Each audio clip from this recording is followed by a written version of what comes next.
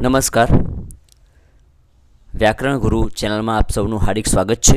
આજે ફરી એક નવા નિબંધ સાથે આપની સમક્ષ ઉપસ્થિત થયો છું અને નિબંધ ખૂબ જ અગત્યનો છે, ખાસ કરીને 2026ની ટાટ હાયર સેકન્ડરી અને સેકન્ડરી મેઇન એક્ઝામ માટે. ગયા વર્ષે એટલે 2023માં આ નિબંધ નહોતો પૂછાયો માતૃભાષાના સંદર્ભમાં, પણ એટલેનો મતલબ એમ થાય કે આ વર્ષે આ બેમાંથી એક પેપરમાં માતૃભાષાના સંદર્ભમાં કોઈને કોઈ નિબંધ આપને પૂછાશે. અને ખાસ કરીને આપણી રાષ્ટ્રીય શિક્ષણ નીતિ નવી આવી છે, એમાં પણ માતૃભાષાને મહત્ત્વ આપવામાં આવ્યું છે. તો એના સંદર્ભમાં તમને નિબંધ પૂછી શકાય કે માતૃભાષાના સંદર્ભમાં તમને રાષ્ટ્રીય શિક્ષણ નીતિમાં શું પ્રાવધાન કરવામાં આવ્યું છે, શું પ્રોવિઝન છે એના સંદર્ભમાં, અને એનો ઔચિત્ય શું છે, એવું કંઈક તમને પૂછી શકાય. તો આ નિબંધ ખાસ તમે કરી રાખજો.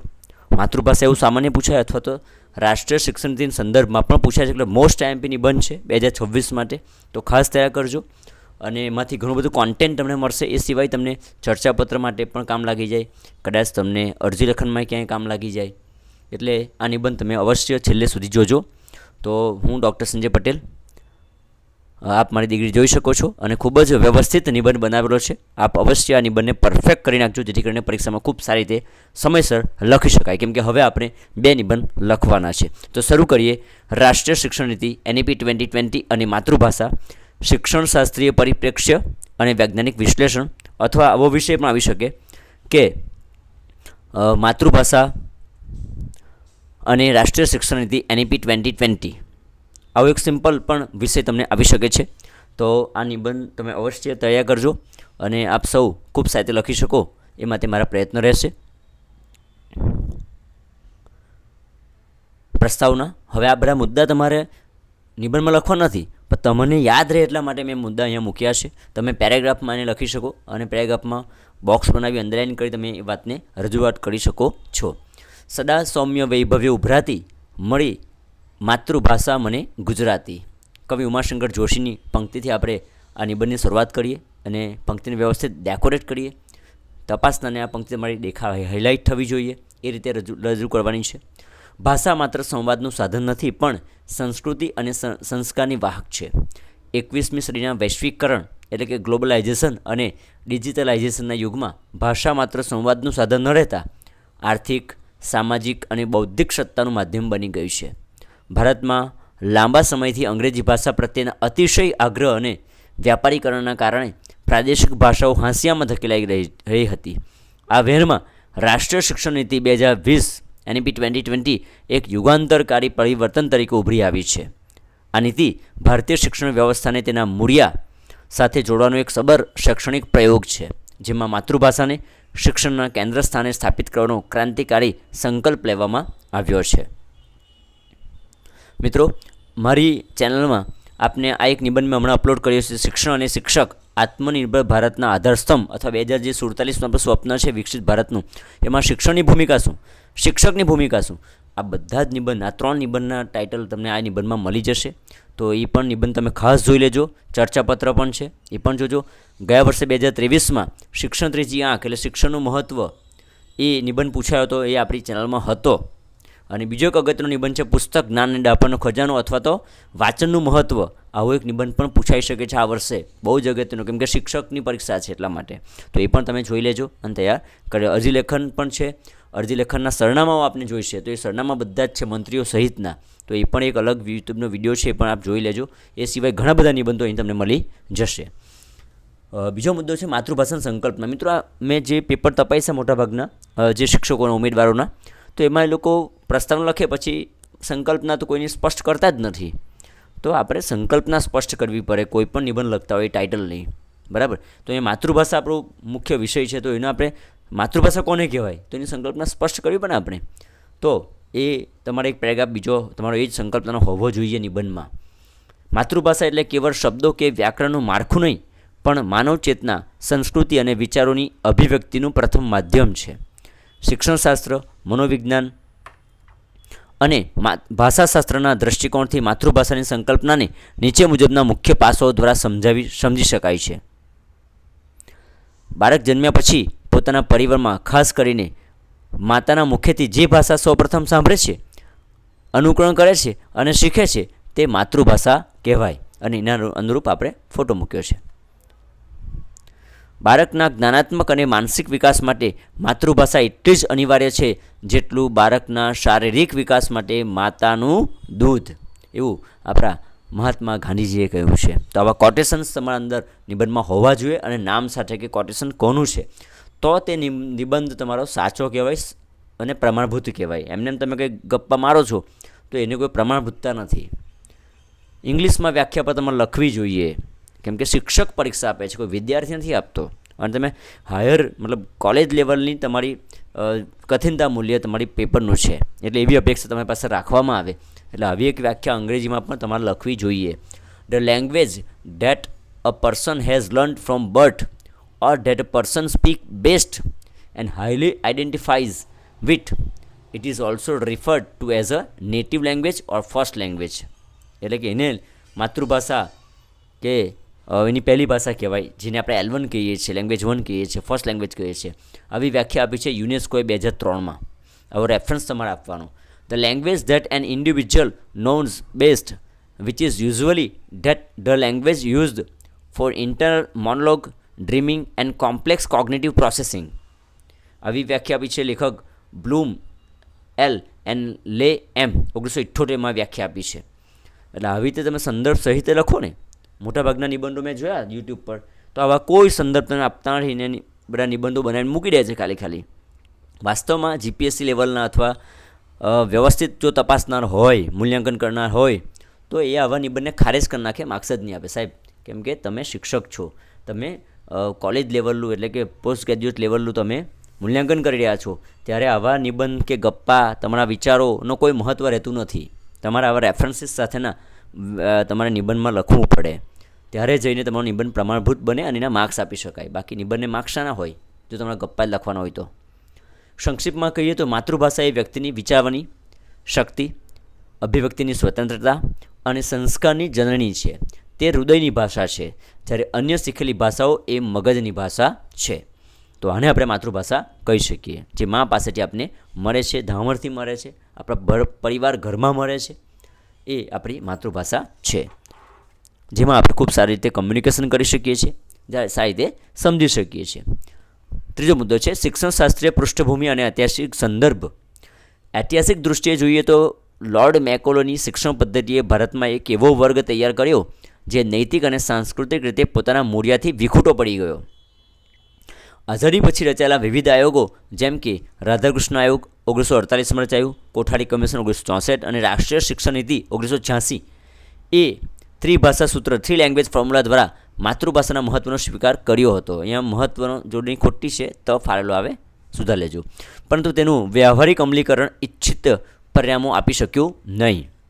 અને ફરી પાછી આવી NEP 2020 1986 પછી આ ઐતિહાસિક ભૂલને સુધારીને પ્રારંભિક શિક્ષણમાં ખાસ કરીને ફાઉન્ડેશનલ અને પ્રિપેરેટરી સ્ટેજમાં માતૃભાષા, સ્થાનિક ભાષા અથવા તો પ્રાદેશિક ભાષાને ફરજિયાતપણે માધ્યમ બનાવવાની ભલામણ કરવામાં આવી છે. નીતિ સ્પષ્ટ કરે છે કે શક્ય હોય ત્યાં સુધી ધોરણ 8 અને તેથી આગળ પણ આ જ એટલે કે માતૃભાષા જ આપણા શિક્ષણનું માધ્યમ હોવું જોઈએ. એટલીસ્ટ 5 સુધી તો જ શિક્ષણ માતૃભાષામાં જ મળવું જોઈએ એવું NEPમાં આપને સ્પષ્ટ જોગવાઈ કરવામાં આવી છે. એટલે બધી જ નીતિઓએ માતૃભાષાનું પક્ષ લીધો છે, એમાં શિક્ષણ પ્રાપ્ત થાય એવા પ્રયાસો કર્યા છે. છતાં આ જે તમારો આખું વાત છે એ આપને પિક્ચરમાં મૂકી છે, તો એ તમે જોઈ શકો છો. લોર્ડ મેકોલોએ આપને અંગ્રેજીની શિક્ષણ પદ્ધતિ આપેલી, જે આપને ક્લર્ક મજૂર તરીકે પેદા કરતા હતા આપને, અને એ રીતે એ આપણી આખી જે શિક્ષણ પ્રથા છે એને તોડવાનો પ્રયત્ન મેકોલોએ કર્યો હતો, અને એમાં સફળ રહ્યા વર્ષો સુધી, અને NEP એ ભૂલને આપણે સુધારી છે. નંબર 4, જ્ઞાનાત્મક વિકાસ અને ન્યુરોસાયન્સની દૃષ્ટિએ માતૃભાષા એ શિક્ષણનું માધ્યમ કેટલું અગત્યનું છે. Cognitive development and neuroscience. Post graduate કક્ષાના વિદ્યાર્થીઓ તરીકે આ વિષય કેવળ ભાવનાત્મક નહીં પણ વૈજ્ઞાનિક દૃષ્ટિકોણથી સમજવું અનિવાર્ય છે. આપણે એક શિક્ષક છીએ તો આપણે ખાલી ભાવનાની વાત નથી કે ભાઈ માતૃભાષા, પણ વાત શેની છે તો કે ખરેખર ન્યુરોસાયન્સ શું કહે છે, લિંગ્વિસ્ટિકના સંદર્ભમાં શું કહેવા માગે છે. તો આધુનિક ન્યુરોસાયન્સ અને ભાષાશાસ્ત્રના સંશોધનો દર્શાવે છે એક કે કન્સેપ્ચ્યુઅલ મેપિંગ. બાળક જ્યારે ઘરમાં બોલાતી ભાષા એટલે કે N1 ફર્સ્ટ લેંગ્વેજમાં શાળામાં ભણે છે ત્યારે તેના મગજમાં વિચારોનું પ્રક્રિયાકરણ, કોગ્નિટિવ પ્રોસેસ ઝડપી થાય છે. નવી વિભાવનાઓ સંકલ્પનાઓ સમજવા માટે તેને ભાષાંતરની બેવડી પ્રક્રિયામાંથી પસાર થવું પડતું નથી, એટલે એના કોન્સેપ્ટ બહુ ક્લિયર થાય છે એવું કહેવા માગે છે સંશોધનો. જેનો આપણે આ પિક્ચર્સ આપણે જોઈ શકીએ છીએ. નવો વિચાર આવ્યો માતૃભાષામાં હોય, નવો વિચાર આવે છે, સીધુંનું ફાસ્ટ પ્રોસેસિંગ થઈ જાય છે અને અન્ડરસ્ટેન્ડિંગ થઈ જાય છે. જ્યારે અંગ્રેજી ભાષા હોય, ફોરેન લેંગ્વેજ હોય, તો નવો વિચાર ઇનપુટ થાય છે મનમાં એનું ટ્રાન્સલેટ થાય છે, એટલે બમણો બોજો ઓવરલોડ થાય છે, અને ત્યાર પછી ધીમી સમજણથી એ આપણને સમજાય છે. ઇટ ટેક્સ ટાઈમ, બરાબર. તો આ ન્યુરોસાયન્સ કહે છે. બીજું છે ન્યુરોપ્લાસ્ટિસિટી અને બહુભાષાવાદ, મલ્ટી લેંગ્વેજિઝમ. યુનેસ્કોના વૈશ્વિક સંશોધનો અનુસાર જે બાળકો પોતાનું પ્રારંભિક શિક્ષણ માતૃભાષામાં મેળવે છે તેઓ અન્ય ભાષાઓ જેમ કે અંગ્રેજી વધુ સરળતાથી અને વ્યાકરણબદ્ધ રીતે શીખી શકે છે. માતૃભાષા મગજમાં ભાષાગત જ્ઞાનનું માળખું દ્રઢ કરે છે, જેને ભાષાશાસ્ત્રમાં કોમન અંડરલાઇંગ પ્રોફિશિયન્સી CUP કહેવામાં આવે છે. આવા બધા શબ્દોને તમારે બોક્સ બનાવવાનું, હાઇલાઇટ કરવાના, એટલે તપાસનાને ખબર પડે કે યુનેસ્કોએ આવું કીધું છે અને આવું કીધું કહેવાય, એટલે તપાસનાને પણ લાગે કે ઉમેદવારે મહેનત કરી છે અને કંઈક વિશેષ બીજા કરતાં નબીન લખ્યો છે, ગપ્પા નથી માર્યા, ખાલી વિચારવાનું, બધી વાતો નહીં, ભાવનાત્મક વાતો નથી, પણ રિસર્ચ થયેલી વાતો લખી છે એવું સાબિત થાય અને તમને પૂરેપૂરા માર્ક્સ મળે. 9 માર્ક્સ પર તમને મળી શકે છે, કેમ કે 10 માર્ક આપવા માટે જ આપેલા છે આપણને, પણ તમારે આ બધું બતાવવું પડશે ને, તો એટલે એવરેજિંગ થશે તપાસવામાં. ગોખણપટ્ટી, રોટ લર્નિંગનો અંત. અજાણી ભાષા શિક્ષણનું માધ્યમ બને ત્યારે વિદ્યાર્થી વિષય વસ્તુને સમજવાને બદલે શબ્દોને ગોખવા મજબૂર બની જાય છે. એ જે આખો કોન્સેપ્ટ થિયરી છે એને ગોખી નાખે છે અને માર્ક્સ આવી જાય, અને એટલે એને એમ લાગે કે મારા વિદ્યાર્થી ખૂબ હોશિયાર છે, વાસ્તવમાં એને કોન્સેપ્ટ ક્લિયર થતા હોતા નથી. માતૃભાષા વિદ્યાર્થીમાં તાર્કિક ચિંતન, ક્રિટિકલ થિંકિંગ અને સર્જનાત્મકતા, ક્રિએટિવિટીને ઉત્તેજન આપે છે, અને એટલા માટે માતૃભાષામાં શિક્ષણ હોવું ખૂબ જ જરૂરી છે. તમે આને જોઈ શકો છો આ પિક્ચરમાં કે આ જે ઝાડ છે, વૃક્ષ છે, તેની ડાળીઓ બધી અન્ય ભાષાઓ છે, અંગ્રેજી અન્ય ભાષાઓ જે બધી ડાળીઓ છે, પણ એનું મૂળિયું શું છે? તો એનું મૂળ જે છે, થડ મૂળ જ્યાંથી એને પોષણ મળે છે, જેનાથી વૃક્ષ ઊભું રહે છે વર્ષો સુધી, એ છે L1 માતૃભાષાની. મગજમાં ભાષાગત જ્ઞાનનું માળખું દ્રઢ કરનાર જો પરિબળ હોય તો એ માતૃભાષા છે. પછી થર્ડ આવે છે જે કોમન અંડરલાઇંગ પ્રોફિશિયન્સી CUP, સમાન પાયાની પ્રવીણતા, અને ત્યાર પછી અન્ય ભાષાઓ શીખવામાં ખૂબ સરળતા પડે છે. એટલે તમે જુઓ કે 12મા ધોરણ સુધી જ્યારે વિદ્યાર્થી માતૃભાષામાં ભણે છે અને પછી જ્યારે મેડિકલ સાયન્સમાં કે એન્જિનિયરિંગમાં કે કોઈ પણ કોલેજમાં જ્યારે એ માતૃભાષા અંગ્રેજી ભાષામાં ભણે છે તો એને 6 મહિના તકલીફ પડે છે. 6 મહિના પછી એ ભણવામાં એને કોઈ તકલીફ નથી પડતી અને ઇઝીલી શીખી જાય છે, અને સારામાં સારા CGPA સાથે એ પાસ આઉટ થઈને બહાર નીકળે છે. અને પછી તો એની ગુજરાતી પણ નથી આવડતી. 5 વર્ષનું શિક્ષણ કોલેજમાં લે છે ઇંગ્લિશમાં, પછી એક સમય એવો આવે છે કે ગુજરાતી પણ બોલાતી નથી, એટલી સાહિત્ય ઇંગ્લિશ શીખી શકે છે. માતૃભાષાનો પાયે અન્ય ભાષાઓ શીખવામાં અવરોધ નહીં પણ ઉત્પ્રેરક એટલે કેટાલિસ્ટ બને છે, જે મેં તમને વાત કરી હતી. નંબર 5, NEP 2020 મુખ્ય જોગવાઈઓ અને ભાષાકીય સંવર્ધન. આ મુદ્દો તમારે ખાસ લખવાનો છે કે માતૃભાષાના સંદર્ભમાં NEPમાં શું જોગવાઈ કરવામાં આવી છે. રાષ્ટ્રીય શિક્ષણ નીતિ કેવળ પ્રાથમિક શાળા પૂરતી સીમિત નથી, પરંતુ ઉચ્ચ શિક્ષણમાં પણ ભાષાકીય સમાનતા લાવવા કટિબદ્ધ છે. અને કઈ જોગવાઈઓ કરી છે NEPમાં તે આપણે અહીંયા જોઈએ. પ્રારંભિક સ્તરે માતૃભાષામાં એટલે કે ઓછામાં ઓછા ધોરણ 5 સુધી અને શક્ય હોય ધોરણ 8 અને તેથી પણ વધુ શિક્ષણનું માધ્યમ માતૃભાષા તો સ્થાનિક ભાષા હોવી જોઈએ. આવી NEPમાં સ્પષ્ટ જોગવાઈ છે. 5 સુધી તો સ્પષ્ટ જ જોગવાઈ ફરજિયાત છે. ત્રિભાષા સૂત્ર, 3 લેંગ્વેજ ફોર્મ્યુલા, જે આપણે 1964માં પણ આપેલું જ હતું. લવચિકતા સાથે ભારતીય ભાષાઓના સંવર્ધન માટે સ્થાનિક ભાષાને પ્રાધાન્ય આપવાનું. ત્યારબાદ એક આપણે ભારતીય ભાષાને એક વિદેશી ભાષા, એમ કરીને 3 ભાષા સૂત્ર આપણે આપવામાં આવ્યું છે. એટલે દરેક સ્કૂલમાં આખા રાષ્ટ્રીય લેવલ ઉપર આ અમલમાં મૂકવાનું છે. એક માતૃભાષા, બીજી એની રાષ્ટ્રીય ભાષા કોઈ માતૃભાષા સિવાયની ભાષા, અને ત્રીજી એક વિદેશી ભાષા જે પ્રથમ ભાષા સિવાયની ભાષા હોય, માધ્યમ સિવાયની. ઉચ્ચ શિક્ષણમાં શું જોગવાઈ કરવામાં આવી છે? તો કે ટેકનિકલ શિક્ષણ જે છે, એન્જિનિયરિંગ અને ખાસ કરીને મેડિકલ સાયન્સ જે આપણે ત્યાં ઇંગ્લિશમાં ભણીએ છીએ, તેનું પણ આપણે માતૃભાષામાં અભ્યાસક્રમો વિકસાવવાના છે. વ્યવસાયિક અભ્યાસક્રમો પણ માતૃભાષામાં આપવાનું છે, અને એ માટે અનુવાદનું એક આખી ઇન્સ્ટિટ્યૂટ ઊભું થવાનું છે, જેની પણ જોગવાઈ આપણે NEPમાં કરવામાં આવી છે કે ભારતીય અનુવાદ અને અર્થઘટન સંસ્થાન IITIની સ્થાપના કરવામાં આવશે.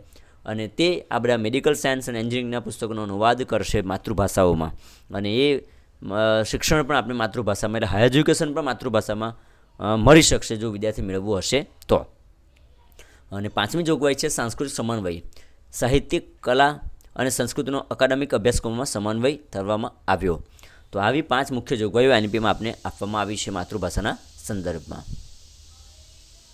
આ નીતિ અંતર્ગત ઉચ્ચ કક્ષાના સંશોધન પત્રો, રિસર્ચ પેપર્સ અને પાઠ્યપુસ્તકોનું સ્થાનિક ભાષાઓમાં ભાષાંતર કરવા માટે એઆઈ આધારિત ટૂલ્સ જેમ કે અનુવાદિની નામની એક આપણી એપ્લિકેશન છે સરકારની, નો ઉપયોગ વધારવામાં આવી રહ્યો છે, જેથી જ્ઞાન વૈશ્વિક રહે પણ તેની અભિવ્યક્તિ લોકભોગ્ય બને, એટલે કે લોકો એને સમજી શકે, જાણી શકે, એનો ઉપયોગ કરી શકે, એ ખૂબ જરૂરી છે.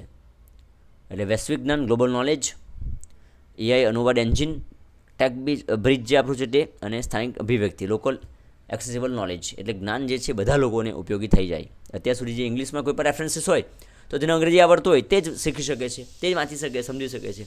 એના સિવાય લોકો વાંચી શકતા નથી. પણ જ્યારે આપણી માતૃભાષામાં અવેલેબલ થશે ત્યારે દરેક વ્યક્તિ એ વાંચી, શીખી, સમજી અને ઉપયોગ કરી શકશે. English is a barrier. Picture તમે જુઓ, ઇંગ્લિશ આપણું અત્યાર સુધી બેરિયર હતું, દિવાલ હતી આપણી સામે એક, બરાબર, પણ એ દિવાલને એનઈપીએ તોડી નાખી છે. સામાજિક આર્થિક પરિપ્રેક્ષ્ય અને સર્વસમાવેશી શિક્ષણ, ઇન્ક્લુઝિવ એજ્યુકેશન એને કહેવામાં આવે. સમાવેશી શિક્ષણ ઇંગ્લિશમાં શું કહેવામાં આવે છે? Inclusive education. ભારત જેવા વૈવિધ્યસભર દેશમાં ભાષા એ સામાજિક સ્તરીકરણ, સોશિયલ સ્ટ્રાટિફિકેશનનું કારણ બની ગઈ હતી. સ્તરીકરણનું તમે બીએડમાં ભણ્યા હશો શબ્દ સ્તરીકરણ. અંગ્રેજી ન આવડવાને કારણે ગ્રામીણ અને વંચિત વર્ગના તેજસ્વી વિદ્યાર્થીઓ ઉચ્ચ પદો કે તકોથી વંચિત રહી જતા હતા, અને ખાસ કરીને બધી પરીક્ષાઓ પણ આપી શકતા નહોતા 12th પછી. જેના ઘરમાં ન બોલાય ગુજરાતી એની ક્યાંથી રહે અસ્મિતા ભારતી, એટલે અહીંયા ગુજરાતી માતૃભાષા આપણે કહી શકીએ. એનઈપી 2020 શિક્ષણને સર્વસમાવેશી ઇન્ક્લુઝિવ બનાવવા માતૃભાષાને હથિયાર બનાવે છે. જ્યારે તબીબી એટલે કે મેડિકલ કે ઇજનેરી શિક્ષણ માતૃભાષામાં ઉપલબ્ધ બનશે ત્યારે શિક્ષણનું લોકશાહીકરણ સાચા અર્થમાં થશે. વાલીઓ પર જે આર્થિક બોજ પડે છે અંગ્રેજી માધ્યમનો એ ઘટી જશે, અને ભાષાગત લઘુતા ગ્રંથિ જતી ઇન્ફિરિયોરિટી કોમ્પ્લેક્સ જે વિદ્યાર્થીઓ પીડાતા હતા એ પણ દૂર થઈ જશે. તો આટલો ફરક આપણા સામાજિક આર્થિક પરિપ્રેક્ષ્યમાં પણ પડશે. નંબર 7, હવે જો માતૃભાષામાં શિક્ષણ આપવાનું આ બધી જોગવાઈઓ થઈ છે તો એની સામે પડકારો કયા કયા છે તે જોઈએ આપણે. વ્યવહારિક પડકારો અને સંશોધનલક્ષી ઉકેલો, ચેલેન્જીસ એન્ડ સોલ્યુશન્સ. કોઈપણ રીતે કાગળ પર જેટલી આદર્શ હોય છે તેની સફળતા તેના અમલીકરણ પર આધારિત છે, બરાબર ને. અગાઉ પણ માતૃભાષાને આપણે જે અગાઉ નીતિઓ હતી બધી કોઠારી કમિશનથી લઈને તો ત્યારે હતું જ આ બધું, પણ અમલ એટલો સફળતાપૂર્વક કરી શક્યા નહોતા. આ સંદર્ભે નીચે મુજબના મુખ્ય પડકારો વર્તમાન સમયમાં જોવા મળે છે. વૈશ્વિકકરણ અને બજારની માંગ. નંબર 1, પહેલો પડકાર જે છે આપણી સામે તે કોર્પોરેટ જગતમાં અને વૈશ્વિક રોજગારીમાં અંગ્રેજીનું વર્ચસ્વ સ્વીકારવું જ રહ્યું. આ માટેનો ઉકેલ એ છે, તમે કોર્પોરેટ વર્લ્ડમાં જાઓ તો ત્યાં માતૃભાષા ચાલતી જ નથી. મલ્ટીનેશનલ કંપની હોય, કોર્પોરેટ વર્લ્ડ હોય, ત્યાં આપણું અંગ્રેજી ચાલે છે. તમે જો આપણા હાઈકોર્ટમાં કેસ હોય કે સુપ્રીમ કોર્ટમાં કેસ પણ અંગ્રેજીમાં જ લડવામાં આવે છે. હવે જે વકીલને અંગ્રેજી નથી આવડતું તો તે લડી શકતો નથી. આવું ઘણું બધું છે, બરાબર. તો આવી તો ઘણી બધી પરિસ્થિતિઓ છે કે જ્યાં આગળ અંગ્રેજી જ ચાલે છે, ગુજરાતી ચાલતું જ નથી, ત્યાં શું કરશું? તો તે માટે એ આપણા માટે સૌથી મોટો પડકાર છે.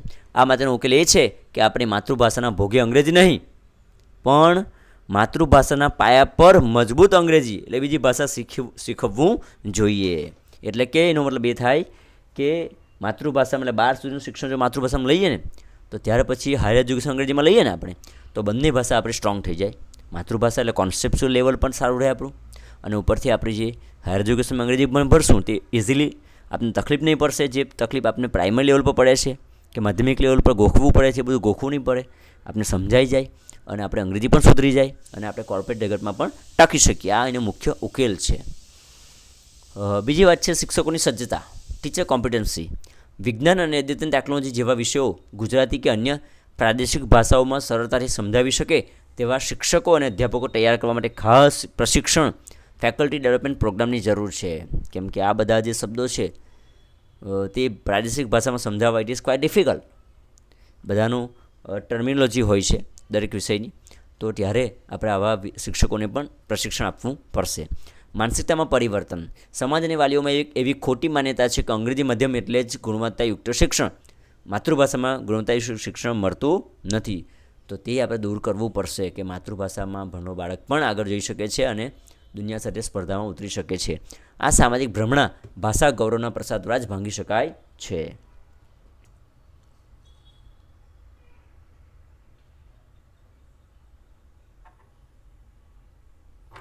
ઉપસંહાર કન્ક્લુઝન. છેલ્લો આપણો મુદ્દો ઉપસંહારનો હોવો જોઈએ. બરાબર. અને ઉપસંહારમાં આપણે આ વાતથી એને કન્ક્લુડ કરવાનું છે અને ખૂબ સારી રીતે આપણે આપણા નિબંધને પૂર્ણ કરવાનો, જેથી કરીને તપાસમાં લાગે કે નિબંધ સંપૂર્ણ છે અને તમને પૂરેપૂરા માર્ક્સ મળે. અજ્ઞાન આધારિત મહાસત્તા, નોલેજ સુપર પાવર જો આપણે બનવું હશે અને આપણે ગ્લોબલ સિટીઝન બનવું હશે અને NEP 2020 ભારતને પુનઃ જગતગુરુ બનાવવા તરફનું પ્રગતિશીલ કદમ છે. આ નીતિ ગ્લોબલ સિટીઝન બનવાની સાથે પોતાની સંસ્કૃતિ પ્રત્યે સભાન રહેવાની સ્પેસ એટલે તક આપે છે આપને. ડૉક્ટર APJ અબ્દુલ કલામ, આ શબ્દને બોક્સ બનાવવાનું, પોતાના એક પુસ્તક છે એમનું ઇગ્નાઇટેડ માઇન્ડ્સ, એમાં લખે છે કે હું પોતે માતૃભાષામાં ભણ્યો છું અને તેનાથી મારી વૈજ્ઞાનિક વિચારસરણી ક્યારેય અવરોધાઈ નથી, ઉલટાનું વધુ દ્રઢ બની છે.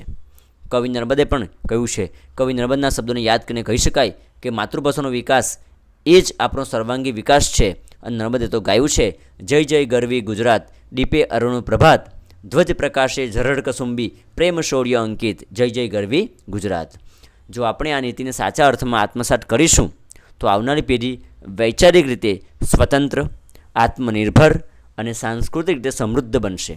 માતૃભાષાનો વિકાસ એ જ આપણો સર્વાંગીક વિકાસ છે. આ આપણે સૌએ સમજવું પડશે અને સ્વીકારવું પડશે, અમલમાં મૂકવું પડશે.